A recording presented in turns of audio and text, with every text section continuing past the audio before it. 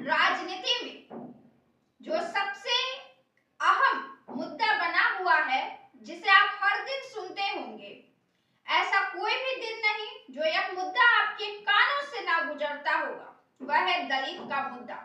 दलित के मुद्दे पर हर दल बात करती है, उठाती है, आरोप प्रत्यारोप लगते हैं।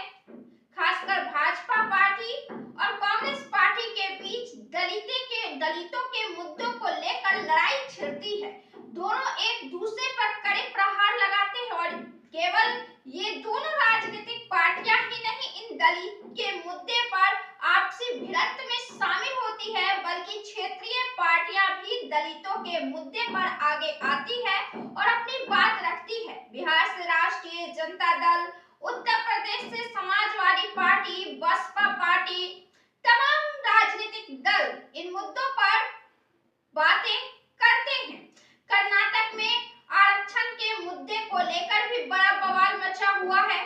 खासकर मुस्लिमों को ठेकेदारी में 4% आरक्षण देने का मामला, जिस पर भाजपा पार्टी यह आरोप भी लगाती है कि बाबा साहेब धर्म के आधार पर आरक्षण देने के खिलाफ थे। बाबा साहेब किन चीजों के पक्षधर थे और किन चीजों के खिलाफ थे, वो काफी मुद्दे बन रहे हैं और उसके आधार पर पार्टियां एक दूसरे पर प्रहार करती हुई नजर आ रही हैं। लेकिन आपको बता दें कि देश में 16.6% आबादी दलितों की है। दरअसल 2 करोड़ ईसाई दलितों को 10 करोड़ मुस्लिम दलितों को मिला दिया जाए तो कुल आबादी 32 करोड़ की हो जाती है। अब समझने की जरूरत ये है कि ये जो मुस्लिम दलित है और ईसाई दलित है, वे कोई ईसाई धर्म के और मुस्लिम धर्म के दलित नहीं है। दरअसल भारत में जब अंग्रेज का समय था और ईसाई मिशनरियों की स्थापना हो रही थी, जब हिंदू दलितों को हिंदू स्कूलों में पढ़ने नहीं दिया जा रहा था, नामांकन नहीं दिया जा रहा था, तब ये ईसाई मिशनरियों में शामिल हुए थे और वहां शिक्षा ग्रहण किए थे और बाद में ये ईसाई धर्म में आ गए थे। जब मुस्लिम का आगमन भारत में हुआ, तब भी सबसे दबे कुचले पिछड़े वर्ग जो कि दलित ही होते हैं, उन्होंने ही मुस्लिम धर्म स्वीकार कर लिया। तो इस तरीके से मुस्लिम धर्म और ईसाई धर्म में भी ये दलित वर्ग ही है। पाकिस्तान के विभाजन के समय भी मुस्लिम वर्ग पाकिस्तान चले गए, लेकिन जो बचे रह गए उनमें बड़ी संख्या दलितों की रही है और ये दलितों की आबादी 32 करोड़ है, जो कि पूरे देश की जनसंख्या की 1/4 है। अब इस 32 करोड़ आबादी को क्या कोई भी राजनीतिक पार्टी यूं ही अपने हाथ से छूटते देखना चाहेगी? इसी आबादी को पकड़ने के लिए, इसी वोट बैंक पर अपनी मजबूत पकड़ बनाने के लिए पूरी जी तोड़ मेहनत दोनों पार्टियां करती हुई नजर आ रही है। कांग्रेस पार्टी की पारंपरिक वोट बैंक दलित वोट बैंक मानी जाती रही है, लेकिन भाजपा पार्टी भी इन दलित वोट बैंक पर अपना अधिकार जमाना चाहती है ताकि सत्ता में बरकरार रह सके। दलितों की आबादी पर, दलितों के वोट बैंक पर दोनों पार्टियां अपना मजबूत जनाधार बनाना चाहती है। कांग्रेस इस मुद्दे पर लगातार आवाज बुलंद करती रही है और भाजपा पार्टी पर दलित विरोधी होने की छवि का आरोप लगाती रही है। लेकिन अब भारतीय जनता पार्टी भी मौके मौके पर इस बात का खंडन करने में कहीं कोई कसर नहीं छोड़ती है कि वह दलित विरोधी पार्टी नहीं है। माना तो यह जाता है कि भारतीय जनता पार्टी सवर्णों की पार्टी है। उत्तर प्रदेश में 70 जिलाध्यक्षों की नियुक्ति की गई और इन 70 जिलाध्यक्षों में 39 सवर्ण शामिल है और 6 दलित शामिल है, जिसके बाद समाजवादी पार्टी ने बीजेपी सरकार पर अटैक करना शुरू कर दिया। अब बीजेपी सरकार पर इधर अटैक होने शुरू हो गए, इधर बिहार में कांग्रेस पार्टी ने कांग्रेस का प्रदेश अध्यक्ष एक दलित को नियुक्त कर दिया, जिनका नाम राजेश कुमार है। वे चौथे दलित नेता है बिहार में कांग्रेस प्रदेश अध्यक्ष बनने वाले। पार्टी के प्रदेश अध्यक्ष अब तक नहीं बने हैं। हिस्सेदारी को लेकर अखिलेश यादव सवाल उठाते ही रहते हैं। वे पीडीए यानी कि पिछड़ा, दलित और अल्पसंख्यक को लेकर भारतीय जनता पार्टी को निशाने पर लेते रहते हैं और उनके इस नैरेटिव को काटने के लिए भारतीय जनता पार्टी इस बार उत्तर प्रदेश में प्रदेश अध्यक्ष के तौर पर दलित चेहरों की नियुक्ति कर सकती है। दरअसल दलित की राजनीति आज से नहीं बल्कि 5 साल 6 साल पहले से ही देश में काफी जोरों पर है।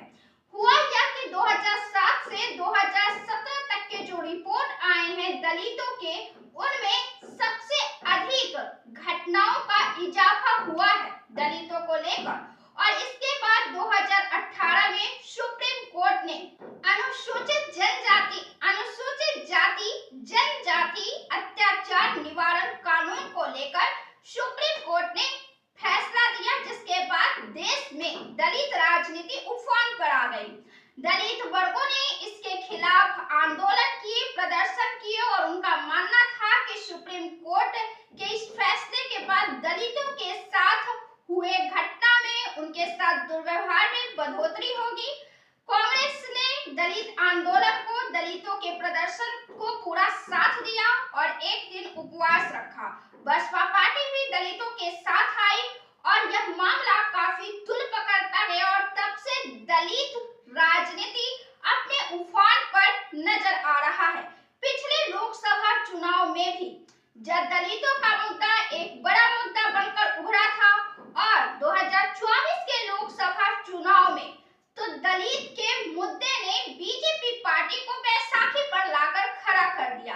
तो इस तरह एक बड़ी आबादी, 1/4 आबादी दलितों की है, जिस पर हर राजनीतिक दल अपना वर्चस्व स्थापित करना चाहती है, उसे अपने पाले में रखना चाहती है, जिसे लेकर दलितों का मुद्दा रह कर देश में तेज होता है।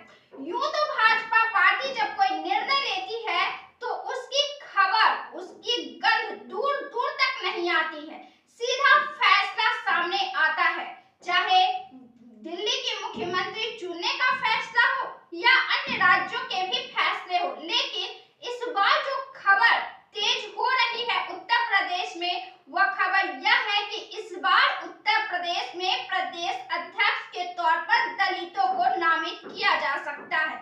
इस बार दलित को कमान सौंपी जा सकती है और इसलिए उन दलित नेताओं की पहचान तेज हो रही है जो आरएसएस और भाजपा के काफी पुराने कार्यकर्ता हैं और वे वैचारिक दृढ़ता रखते हैं, साथ ही भाजपा और आरएसएस के विचारधारा को गहराई से समझते हैं और उनके लिए समर्पित है। तो उत्तर प्रदेश में प्रदेश अध्यक्ष के तौर पर जबरदस्त चर्चाओं का दौर जारी है, चिंतन मंथन जारी है और इसमें 3 दलित नेताओं के नाम सामने आ रहे हैं, जिनमें विद्यासागर सोनकर, रामशंकर कठेरिया और राम सकल का नाम है। आपको बताते चले कि उत्तर प्रदेश में इससे पहले भाजपा प्रदेश अध्यक्ष जो रहे हैं वे महेंद्र नाथ पांडे रह चुके हैं, केशव प्रसाद मौर्य भी रह चुके हैं, जो वर्तमान में डिप्टी सीएम है उत्तर प्रदेश के। स्वतंत्र देव सिंह भी प्रदेश अध्यक्ष के तौर पर कार्य कर चुके हैं और लक्ष्मीकांत वाजपेयी भी अध्यक्ष रह चुके हैं। वर्तमान में उत्तर प्रदेश के प्रदेश अध्यक्ष जाट समुदाय से है और वे हैं भूपेंद्र चौधरी, जो प्रदेश अध्यक्ष है। उत्तर प्रदेश भाजपा का प्रदेश अध्यक्ष नियुक्त किया जा सकता है, क्योंकि आने वाले अगले 2 साल में